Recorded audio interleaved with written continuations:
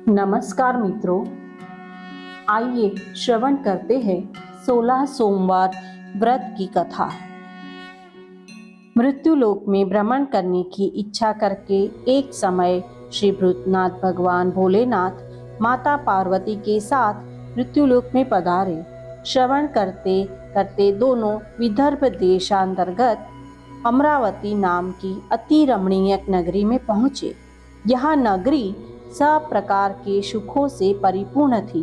उसमें वहां के महाराज द्वारा बनवाया हुआ अति रमणीय शिवजी का मंदिर भी था। भगवान शंकर भगवती पार्वती के साथ उस मंदिर में निवास करने लगे। एक समय भगवान भोलेनाथ को प्रसन्न देख माता पार्वती ने चौसर खेलने की इच्छा व्यक्त की। शिवजी ने प्राण प्रिया की बात को मान लिया और चौसर खेलने लगे। उसी समय मंदिर का पुजारी मंदिर में पूजा करने आया। माता पार्वती ने पुजारी से प्रश्न किया, हम दोनों में से किसकी जीत होगी? वह ब्राह्मण बिना विचारे शीघ्रता से बोल उठा कि महादेव जी की जीत होगी। थोड़ी देर में बाजी समाप्त हो गई और पार्वती जी की विजय हुई। पार्वती जी बहुत क्रोधित हुई और ब्राह्मण को बिना विचार किए बोलने के अपराध के कारण कोढ़ी होने का श्राप दे दिया। पुजारी कोढ़ी हो गया। पुजारी को श्राप कष्ट भोगते हुए जब बहुत दिन हो गए, तब एक दिन देवलोक की अप्सराएं शिवजी की पूजा हेतु उसी मंदिर में आए और पुजारी से उसके रोगी होने का कारण पूछा। पुजारी ने सारी बात उन्हें बता दी। उनमें से एक अप्सरा बोली, हे पुजारी, भगवान शिव तुम्हारे कष्ट को दूर कर देंगे। तुम भक्ति भाव से सब व्रतों में श्रेष्ठ 16 सोमवार का व्रत किया करो।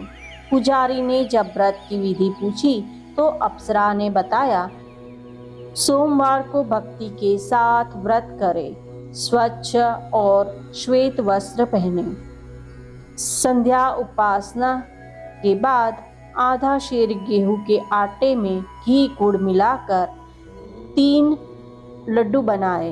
दीप, नैवेद्य, पुंगी फल, बेलपत्र, जनेऊ, जोड़ा, चंदन, अक्षत, पुष्पादि के द्वारा प्रदोष काल में भगवान शंकर का विधि पूर्वक पूजन करें। तत्पश्चात 3 हिस्सों में से एक शिवजी को अर्पण करें, बाकी दूसरा हिस्सा शिवजी का प्रसाद समझकर आसपास के लोगों में बांट दे और तीसरा हिस्सा आप खुद प्रसाद के रूप में पाए।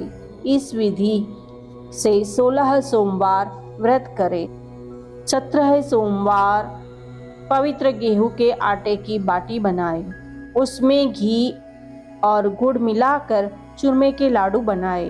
भगवान भोलेनाथ को भोग लगाकर उपस्थित भक्तों में बांटे। इसके बाद कुटुंब सहित प्रसाद ले। ऐसा करने से आपके सभी मनोरथ पूर्ण होंगे। ऐसा कहकर अप्सराएं स्वर्ग को चली गई। ब्राह्मण ने यथाविधि 16 सोमवार व्रत किया तथा भगवान शिव की कृपा से रोग मुक्त होकर आनंद से रहने लगा। कुछ दिन बाद शिवजी और पार्वती फिर उस मंदिर में पधारे। ब्राह्मण को निरोगी देख पार्वती जी ने ब्राह्मण से रोग मुक्त होने का उपाय पूछा तो ब्राह्मण ने 16 सोमवार व्रत की कथा सुनाई। पार्वती जी अति प्रसन्न हो ब्राह्मण से व्रत की विधि पूछकर स्वयं व्रत करने लगी। व्रत करने के फलस्वरूप उनके रूठे हुए पुत्र स्वामी कार्तिकेय माता के आज्ञाकारी हो गए। उन्होंने अपने हृदय परिवर्तन का भेद माता पार्वती से पूछा। फिर स्वयं भी मित्र मिलन की इच्छा से यह व्रत किया। उसने मित्र ने जब आकस्मिक मिलने का भेद पूछा तो कार्तिकेय जी ने उन्हें भी 16 सोमवार का व्रत का महात्म्य बताया। तब मित्र ने भी यह व्रत किया और भगवान शिव की कृपा से उसका विवाह एक राजकुमारी से हो गया। एक दिन राजकन्या ने पति से प्रश्न किया, हे प्राणनाथ, आपने ऐसा कौन सा भारी पुण्य किया था जिसके प्रभाव से मेरा आपसे विवाह हुआ? ब्राह्मण बोला, हे प्राण प्रिय, मैंने 16 सोमवार व्रत किया था। जिसके प्रभाव से मुझे तुम जैसी गुणवती पत्नी प्राप्त हुई। व्रत की महिमा सुन राजकन्या भी पुत्र की कामना करके व्रत करने लगी। शिव जी की दया से उसके गर्भ में एक अति सुंदर, सुशील, धर्मात्मा और विद्वान पुत्र उत्पन्न हुआ। माता पिता दोनों उस देव पुत्र को पाकर अति प्रसन्न हुए और उसका लालन पालन भली प्रकार से करने लगे। जब पुत्र समझदार हुआ तो माता पिता को देखकर वह भी राज्याधिकार पाने की इच्छा से हर सोमवार को व्रत करने लगा। व्रत शुरू होने के बाद ऐसे संयोग बने कि पड़ोसी राजा की पुत्री के साथ उसका विवाह हो गया। वृद्ध राजा के दिग्वंध हो जाने पर इसी ब्राह्मण युवक को सिंहासन पर बैठाया गया, क्योंकि दिग्वंध राजा के कोई पुत्र नहीं था। राज्य का उत्तराधिकारी होकर भी वह ब्राह्मण पुत्र 16 सोमवार का व्रत करता रहा। जब 17वां सोमवार आया तो विप्र पुत्री ने अपनी प्रियतमा से पूछा, पूजन सामग्री लेकर शिव पूजा के लिए शिवालय चलने को कहा, परंतु उसकी पत्नी ने उसकी आज्ञा की परवाह न की। दास दासियों द्वारा सब पूजन सामग्री शिवालय भिजवा दी, परंतु आप नहीं गई। जब राजा ने शिव जी का पूजन समाप्त किया तब आकाशवाणी हुई, हे राजा, अपनी रानी को राजमहल से निकाल दे, नहीं तो यह तेरा सर्वनाश कर देगी। आकाशवाणी सुनकर राजा के आश्चर्य का ठिकाना नहीं रहा। न चाहते हुए भी राजा ने अपनी पत्नी को राजमहल से निकाल दिया। रानी दुखी हृदय से भाग्य को कोसती हुई नगर के बाहर चली गई। वह एक ग्राम में पहुंची। वह एक बुढ़िया सूत कातर बेचने जाती थी।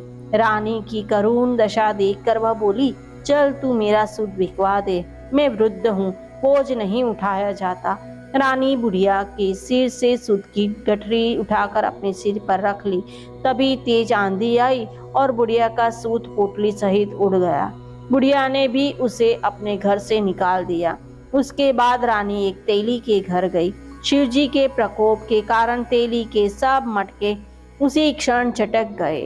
तेली ने भी रानी को अपने घर से निकाल दिया। अत्यंत दुख पाती हुई रानी एक नदी के तट पर गई तो नदी का समस्त जल सूख गया। तत्पश्चात रानी एक वन में गई। वहां जाकर सरोवर में सीढ़ी से उतरकर पानी पीने गई। उसके हाथ का स्पर्श होते ही सरोवर का नीलकमल के समान जल असंख्य कीड़ों से भर गया। रानी ने भाग्य पर दोषारोपण करते हुए उस जल को पीकर पेड़ की शीतल छाया में विश्राम करना चाहा, परंतु रानी जिस पेड़ के नीचे जाती उस पेड़ के पत्ते तत्काल गिर जाते। वन सरोवर जल की ऐसी दशा देख गौ चराते ग्वालों ने अपने गुसाई जी से, जो उस जंगल में स्थित मंदिर पुजारी थे, वह बात बताई। ग्वालों ने रानी को गुसाई जी के पास लाए।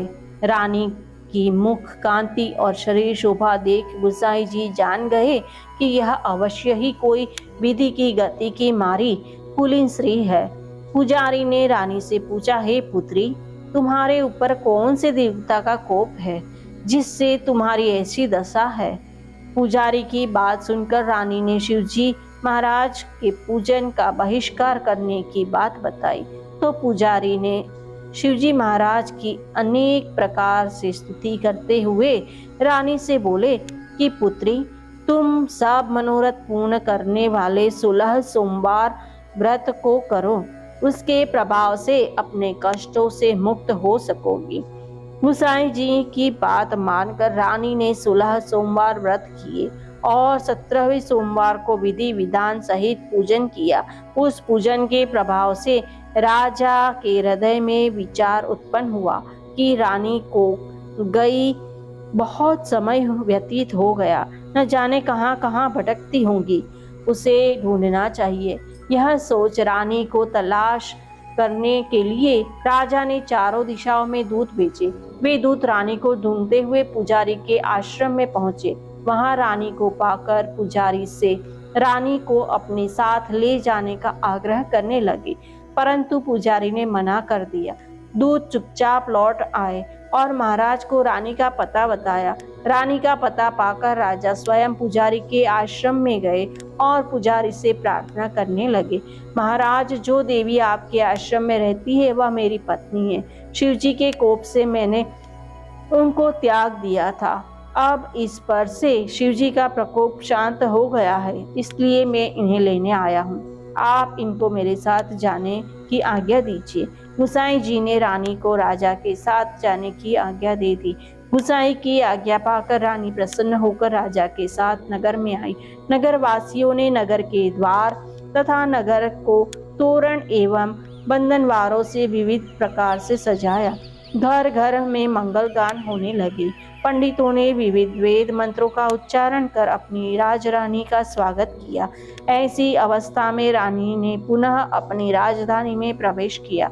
महाराज ने ब्राह्मणों को उनके तरह से दानादि देकर संतुष्ट किया। इस प्रकार शिवजी की कृपा से अनेक सुखों को भोगने के पश्चात दोनों शिवपुरी को पधारे।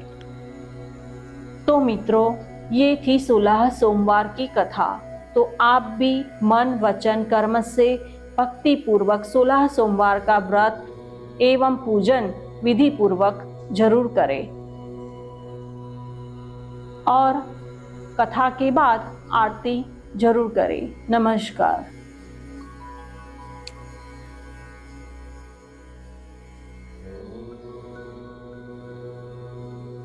नमस्कार मित्रों, आइए श्रवण करते हैं 16 सोमवार व्रत की कथा।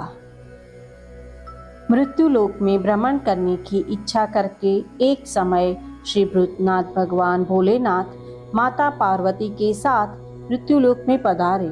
श्रवण करते करते